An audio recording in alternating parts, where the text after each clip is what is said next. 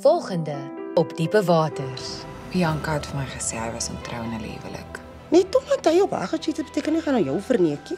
As ons so gaan gaan ons moet stof want jy is besig om my mal te maak. Wat is ons nie op nie? Sien jy?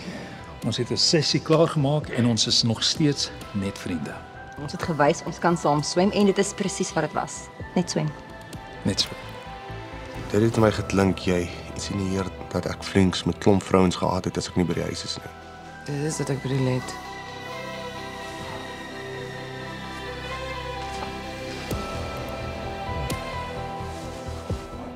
Wel, ek en jou ma het 'n baie goeie gesprek gehad oor die verlede. Verlede? Nooit 'n goeie idee om daar te bly nie. Wat jy gedoen het my lewe verwoes.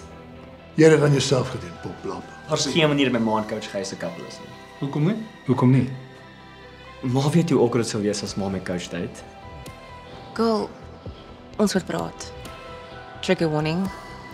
Dit gaan nie lekker chat wees nie.